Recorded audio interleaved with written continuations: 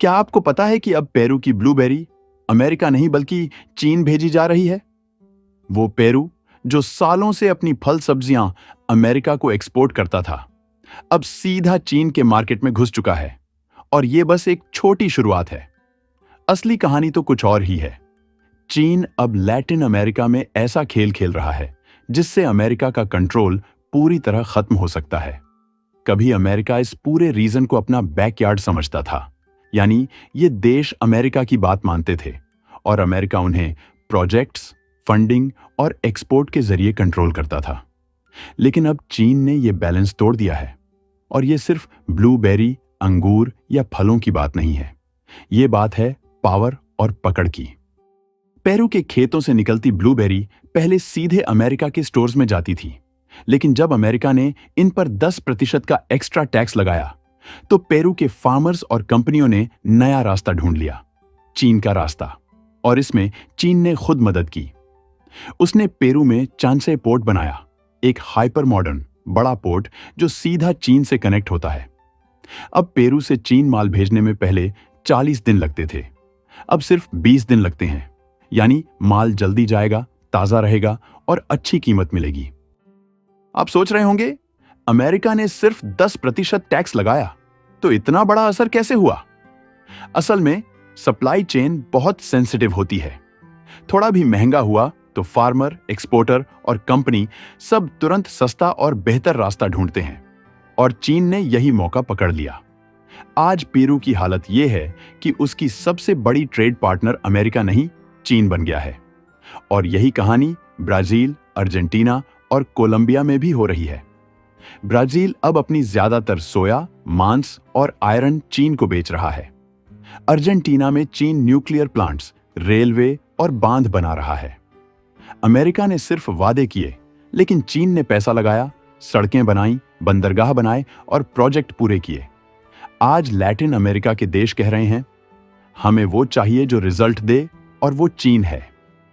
अब आप सोचिए, चीन ने सिर्फ सामान मंगवाने का रास्ता नहीं बनाया, बल्कि पूरे सप्लाई चेन पर कब्जा कर लिया।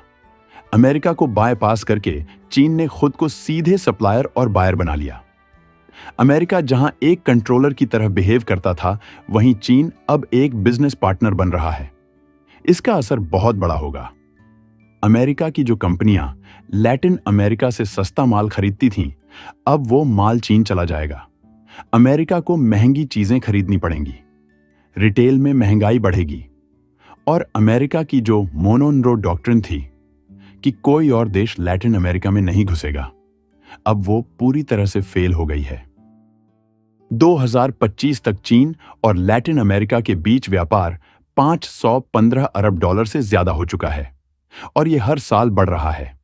आने वाले 2-3 सालों में शायद चीन यहां का सबसे बड़ा इन्वेस्टर बन जाए, इंफ्रास्ट्रक्चर से लेकर टेक्नोलॉजी तक।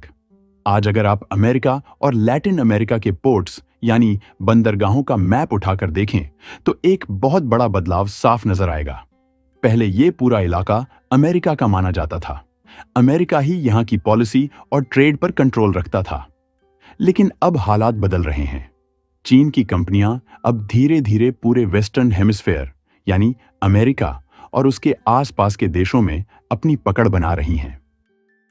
चीन की सरकारी कंपनियां और हचिसन पोर्ट्स जैसी प्राइवेट कंपनियां मिलकर आज 20 से ज्यादा पोर्ट्स को या तो खुद चला रही हैं या उनका मालिकाना हक रखती हैं।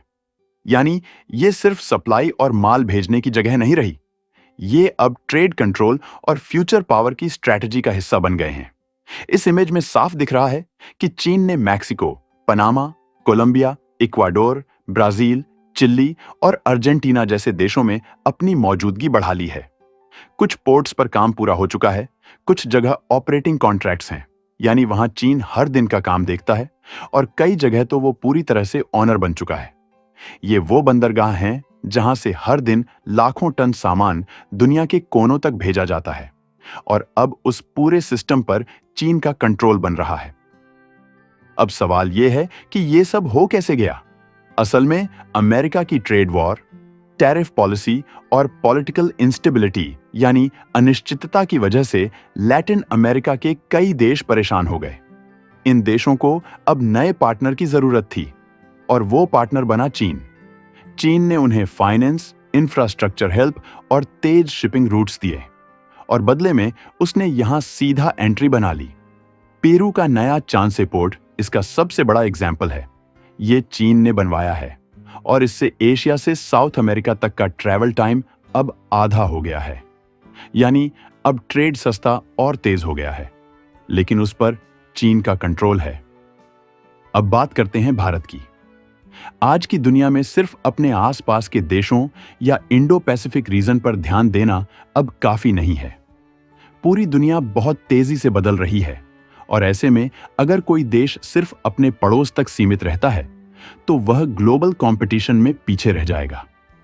चीन अगर अमेरिका जैसे देश के आसपास इतने सारे स्ट्रेटेजिक बंदरगाहों पर अपनी प्रेजेंस बना सकता है, तो भारत जैसे तेजी से बढ़ते देश को भी अपनी सोच और योजनाओं को उसी लेवल पर ले जाना होगा। यह बदलाव भारत के लिए सिर्फ एक चुनौती नहीं है, बल्कि एक शानदार मौका भी है, खुद को एक मजबूत ग्लोबल ट्रेड हब बनाने का। हमें अब उन क्षेत्रों की तरफ ध्यान देना चाहिए जो अभी भी तेजी से डेवलप हो रहे हैं, जैसे लैटिन अमेरिका, अफ्रीका और साउथ ईस्ट एशिया। ये वो मार्केट्स हैं जहां इंफ्रास्ट्रक्चर, टेक्नोलॉजी और पार्टनरशिप्स की बहुत जरूरत है और भारत यहां एक भरोसेमंद पार्टनर बन सकता है। यहां हम अपने पोर्ट्स, लॉजिस्टिक्स हब्स और शिपिंग फैसिलिटीज के जरिए नया नेटवर्क बना सकते हैं। ऐसा नेटवर्क जो भारत के ट्रेड को नई ऊंचाई तक ले जाए। इसके साथ ही भारत की प्राइवेट कंपनियां, एक्सपोर्टर्स और लॉजिस्टिक प्रोवाइडर्स को भी अब ज्यादा एक्टिवली ग्लोबल अपॉर्चुनिटीज को एक्सप्लोर करना चाहिए। हमें देखना चाहिए कि कहां-कहां ऐसे बंदरगाह हैं या ऐसे ट्रांसपोर्ट नेटवर्क्स हैं जहां भारत की मौजूदगी से नया वैल्यू जुड़ सकता है।